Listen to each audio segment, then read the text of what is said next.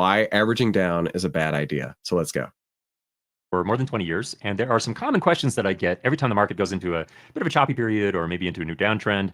And one of these is about averaging down. Now, I want to pause here for just a second and admit that averaging down, it is actually going to make a little bit of kind of intuitive sense.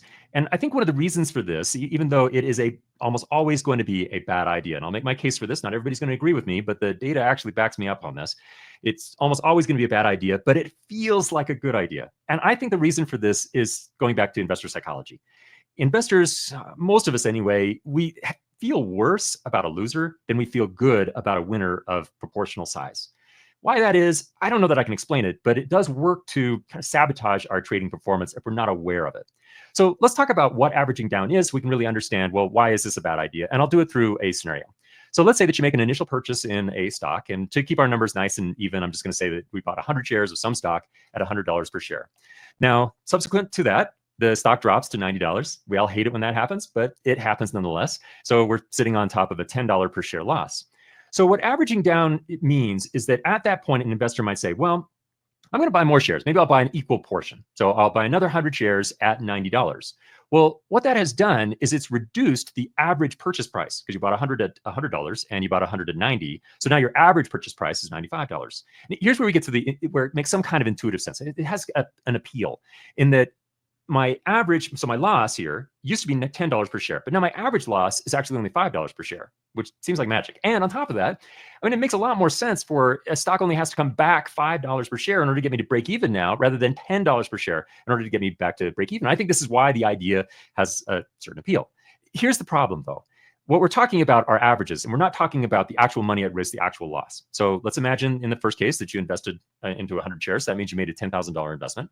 And the second time around, you made a $9,000 investment. So your real loss is still $1,000. Sure, your average loss has dropped, but that's not your real loss. Your real loss is still $1,000 regardless. Yes, and let's do some real world examples of this on everybody's favorite stock, at least on the YouTube pump and dump sphere.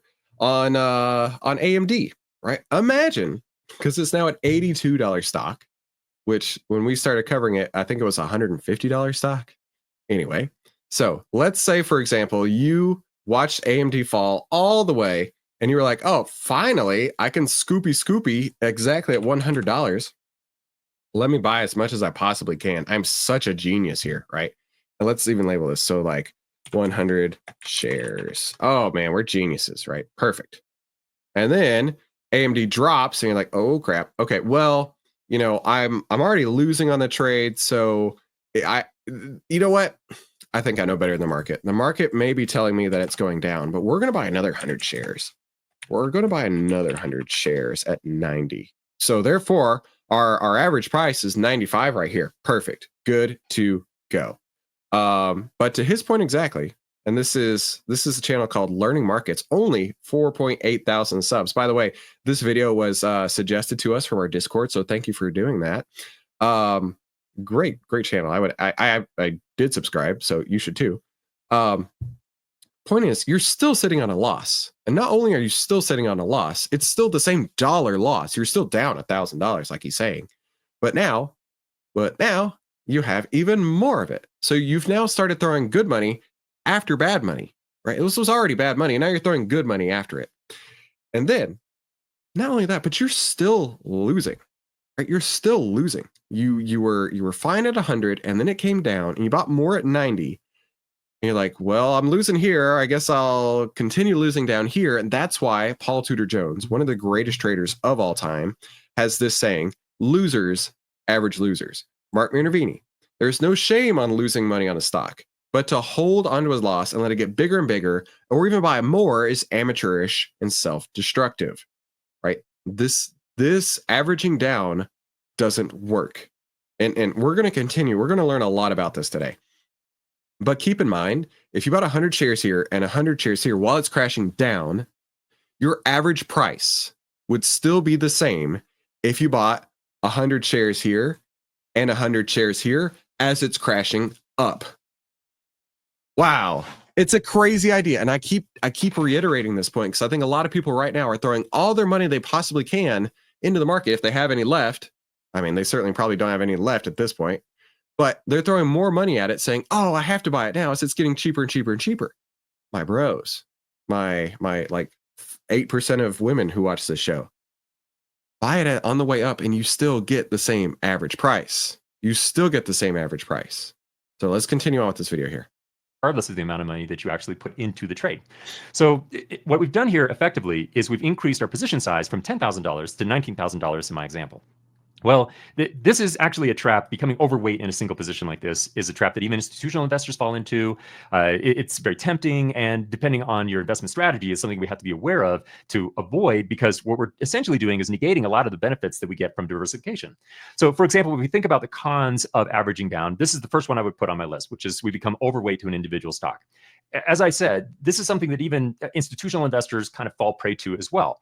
In fact, I can think of some style ETFs. There's a innovation ETF, the symbol's ARK, that invests very heavily in Tesla to the point where it's such a large percentage of the overall portfolio that the ETF basically acts like Tesla. So it doesn't have a lot of diversification benefit. The second thing here is we have to ask ourselves, well, where's the source of funds for this second, third, fourth, or fifth purchase when we're at? Good point. Like I was saying a minute ago, right? If you've already bought into this all the way down, you probably don't have a lot left, even buy with, as it's down here.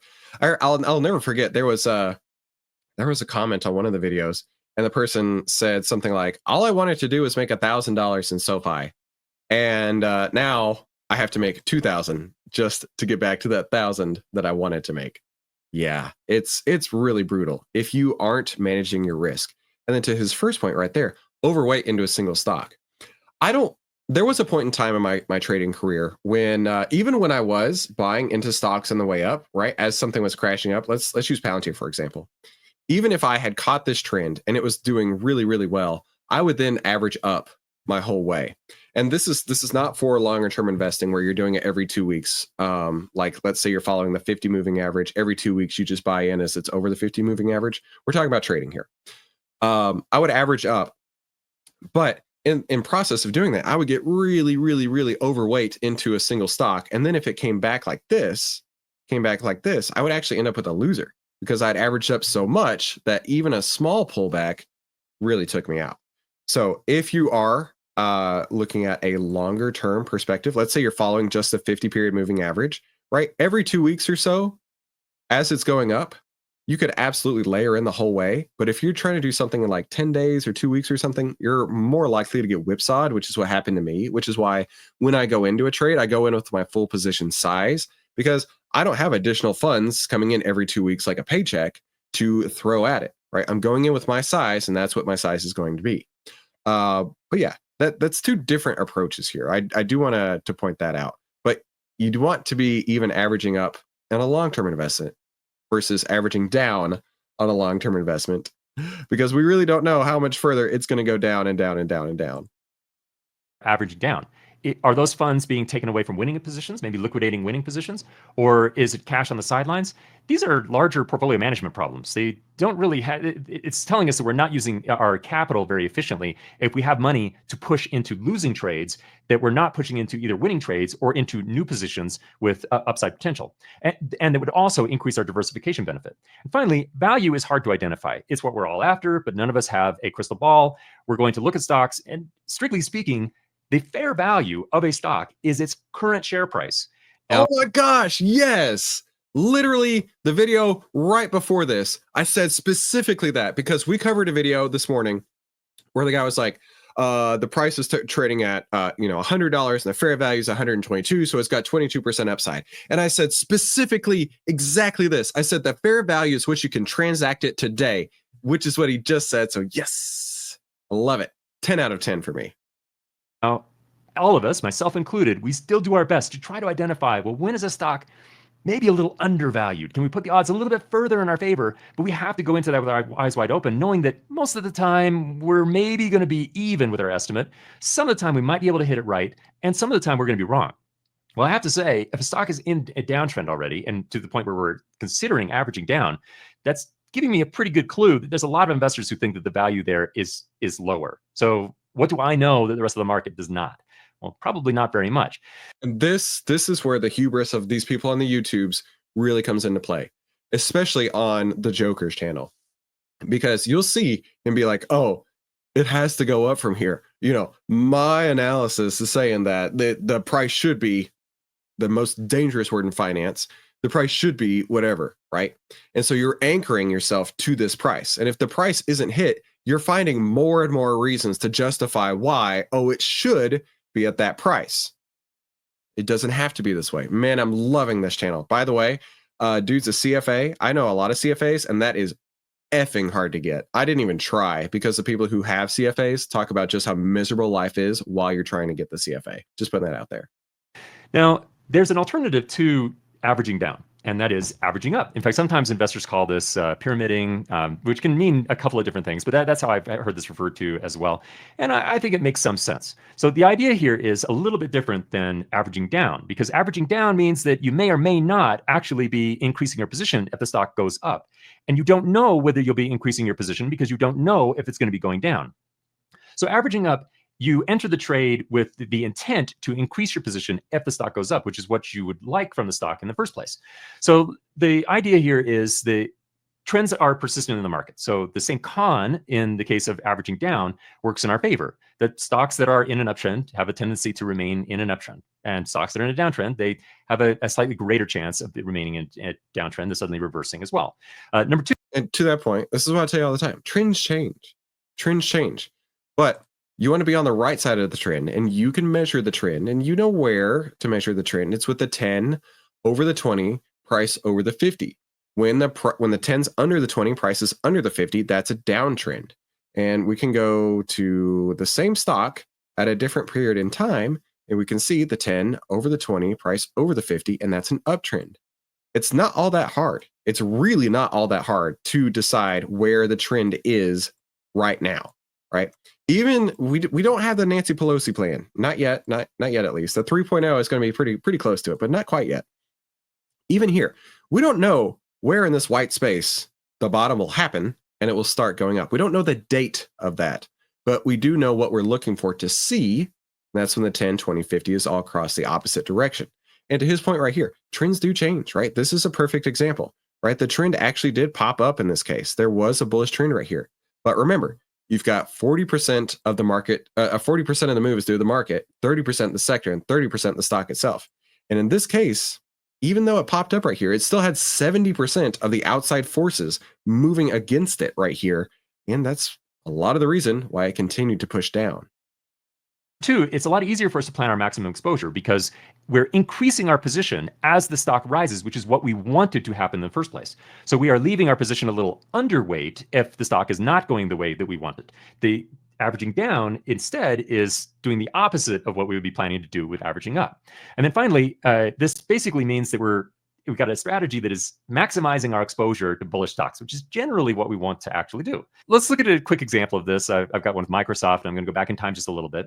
Let's say that an investor were interested in Microsoft. It's recently drawn down a little bit, and they want to add it to their portfolio. Started to bounce, so they decide, okay, I'm going to average up into this trade, which means that, yeah, my average purchase price is going to go up, but what I'm trying to do is to get in behind that bullish momentum.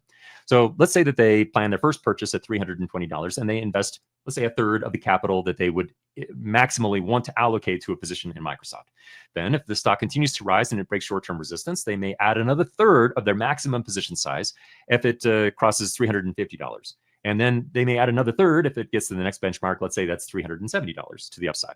So it's not very complicated. It's just a investor basically trying to get in light and see if momentum confirms this full position size in the portfolio. So what does the data actually say? Well, this is not a difficult concept for us to be able to test. And there have been some excellent studies done comparing averaging up or pyramiding with averaging down. And they show that averaging up outperforms averaging down by 3-to-1. Which kind of makes sense if you think about the fact that, again, trends in the market are persistent. So if you're investing with momentum, you should be putting the odds materially in your favor compared with investing against momentum, which is what you're doing when you're averaging down. But what about just averaging up or pyramiding versus just investing a lump sum? So your maximum position size in a particular position just all at once, rather than picking arbitrary technical benchmarks to add to your position. Okay, so he might tell me how stupid I am. We'll have to see. There's been some interesting studies done on that as well. And they also show that lump sum investing outperforms averaging up. Now, some of that has to do with just the efficiency of being able. Wait. Did he just say lump sum investing outperforms averaging up? Let's go. Let's go. Mr. Olympia right here. Let's go. Let's go. I've been around the block a couple times. Okay. I think I know what I'm doing at this point. Able to get those trades and a little bit to do with costs. But either way, it shows that you're not at a disadvantage if you are just investing all at once versus a more elaborate strategy like averaging up. So in that respect, we could probably look at things like dollar cost averaging, which is not a bad idea, or averaging up, which I don't think is a bad idea either, as being more or less neutral compared to a strategy where you're just deploying your maximum investment all at once. It may come down to investor preference, where it might be easier for them to deploy a strategy like that in their portfolio and to remain consistent rather than a more elaborate entry strategy like averaging up or dollar cost averaging. Now, I'm going to summarize knowing that I'll get some objections, and I don't think I'm being unfair if I summarize them as some form of, but I like this stock, I believe in it, or I think it's the future, or this is a good business model, whatever. Okay, to those points, right? Yeah, I like the stocks. The CEO is great. I believe that it's going to go somewhere in the future. All that can remain. All that can remain. And you know where I'm going here. Okay, get my props ready. Hang on. All that can be true, right? And you can have all these amazing reasons why the stock can have a higher price, right? But, and maybe he's about to say, because if he says this, I'm gonna poop my pants. I'm gonna be so excited, right? Because all of these things can happen, but at the end of the day, only price pays. Only price pays. It can be the greatest stock in the world, but the worst in its price. And then eventually, it might come back up. It might. Because all stocks are bad. All stocks are bad. All stocks are bad. But every once in a while, they act right. Every once in a while, they act right. Well, I certainly don't object to investors buying stocks they believe in.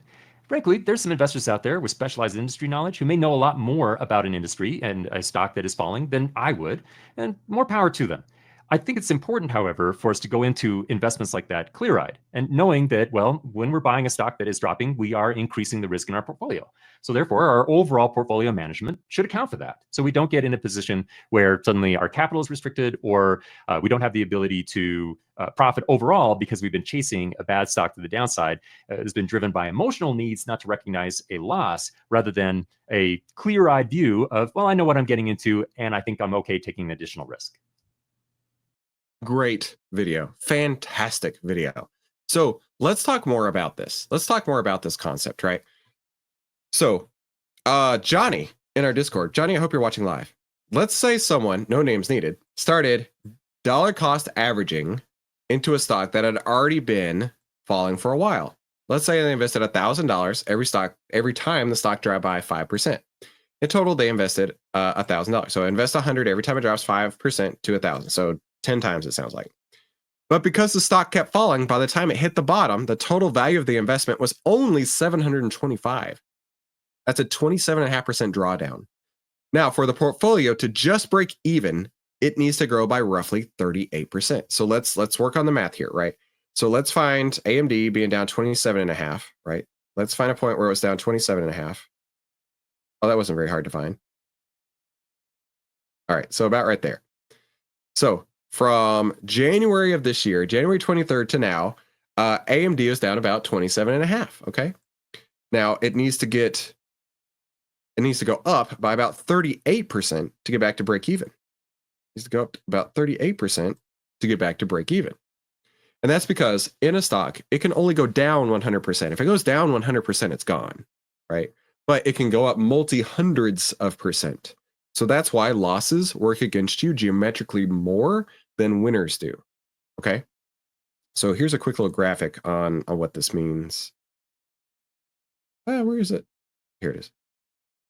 So for example, a 20% loss requires a 25% gain to get back to break even. A 50% loss requires a 100% gain to get back to break even. So a $10 stock dropping to 5 now has to double. It has to go up 100% to go back to 10. Okay. So all that out of the way, let's get back over here. So even if the stock eventually recovers to the original DCA starting point, the investor ends up with about $2,000, assuming they continued investing another $1,000 during the recovery. Okay, so if it started to go up, they somehow magically had more funds. Now compare this to a more disciplined approach. Let's say the investor waited for a confirmed bottom, like using the 10, 20, 50 EMA setup, or any solid signal or solid reversal signal, With the same $2,000 capital, they could enter in 6 chunks of 333 after the trend turned. That could grow into something like 2450, significantly better. These numbers are synthetic and amplified, but the principle stands, and there's even worse cases. Imagine dollar cost averaging into AMD from top to bottom. The bottom may not even be in yet. So, Johnny, I really appreciate you taking the time to put all this out. And then Mark had a reply to it. So, Mark, like I say, smartest man I know. Side note, dollar cost averaging was originally intended as a regular interval investment strategy for broadly diversified index funds. Like I was talking about earlier, if you are investing in something, maybe following the 50-day moving average, right? You can add in every 2 weeks. It's very different than taking your full boat and being like, oh, I'm gonna get in here, but if it doesn't work, I'm gonna somehow find more, and then I'm gonna average down, and then I'm gonna average down. No. It's like if you're investing every other week on your paycheck regularly, and it's going up, and it's above its 50-day moving average, you can invest all the way up here, right? Invest all the way up. Because these will regularly cull their losers and replace with better performing constituents. So that's what he's talking about in the market averages rather than on an individual stock. It's still not perfect protection, nothing is. But unless you have a literal insider info, DCA into individual stocks is madness. I would venture to guess most who DCA in the way certain individuals describe are not similarly rebalancing on their portfolio and cap size. It amounts to bad math, like Johnny points out above. Let's see. Then there was over here in the, this is upcoming video ideas, or was it questions from you? Hang on. There's more. But wait, there's more. Here we go. DCA has become synonymous with buy the dip. And I think that's the problem. Here's a hypothetical. Both buying points A and B have 11% return at point C. Okay. So let's say, for example, let's do this. So this is the SPY. This is in 2024. This is around July to August 2024. Okay. If you invested here and here, okay, so 2 points in time, basically the same DCA. I shouldn't say DCA, basically the same price, 553.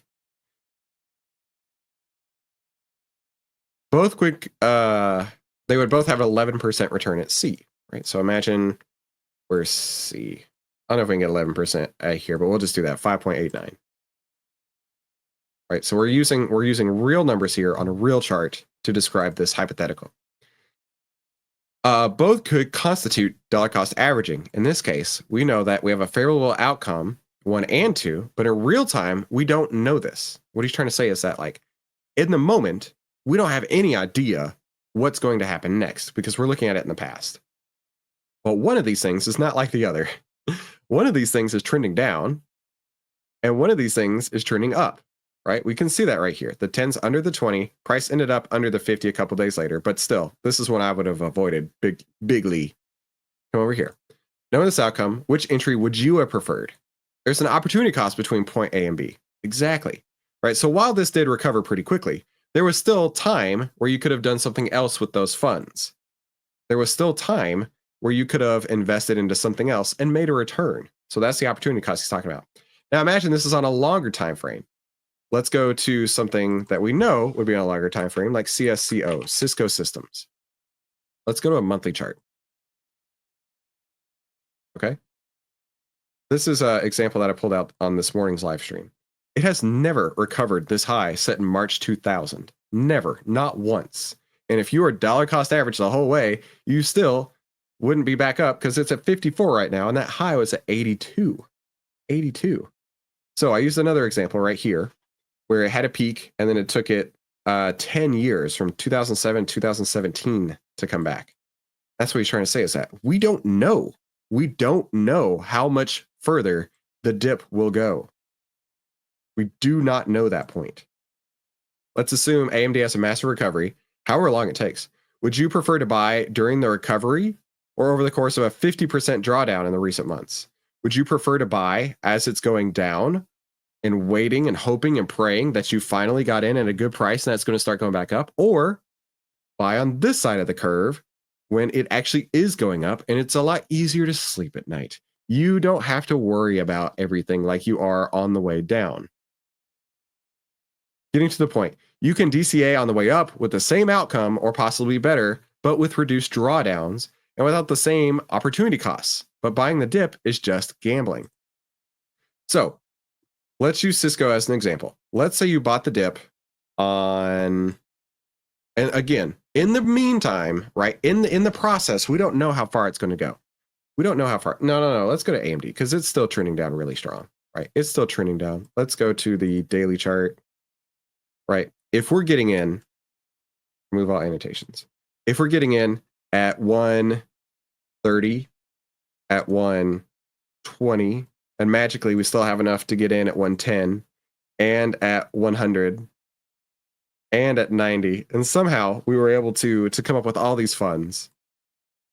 During this time, there have been plenty of other opportunities of things that you could have bought. That's the opportunity cost that we're losing out on here. And if it does eventually go back up, let's say it goes back up right away, some huge recovery, you will be profitable faster by having bought on this side of the curve rather than this side of the curve, right? This is from December to now. I mean, what is that? Like 5 months? 5 months of down versus waiting until it hits its bottom, uses the outlier trend template, and turns around, and then you can get in and you're profitable faster. Now, of course, the trends bend. We know the trends bend at some point, but at least you're into the profitability stage that much faster rather than jumping in as it's falling off a cliff, buying stocks while they're crashing down versus buying stocks while they're crashing up. All stocks are bad, but some of them are on the right foot. Yeah, exactly. Exactly. Joseph says, market manipulation with fake news, thanks to all kinds of stuff. You don't know that waiting for the market to go back up will yield results. Oh, I know that it will yield results. I know it will yield results, but the problem is we don't know how far it will go down. But we do know when it's trending upward versus when it's trending downward. And like I say, you're going to get to profitability that much faster. Kevin, super informative. I think I did watch a video from that YouTube channel a long time ago, which I didn't have much time or interest to act. That's all right, my friend. You're in the right place today. So this is what I wanted to show you here real quick. And before you head out, be sure you head over to outlierdeal.com where you can register to win $1,000 and a free year of Outlier, a $200 swag pack, or a $150 swag pack, plus the book bundle for the second and third place runners up. Well, I should say first runner up and second runner up. And be sure you come back tomorrow where outliers like us will save time, make money, and start winning with less risk together as a team. Now, YouTube is going to pop up a couple recommended videos. I recommend you watch them, and I also recommend you have a fantastic day. We'll talk soon.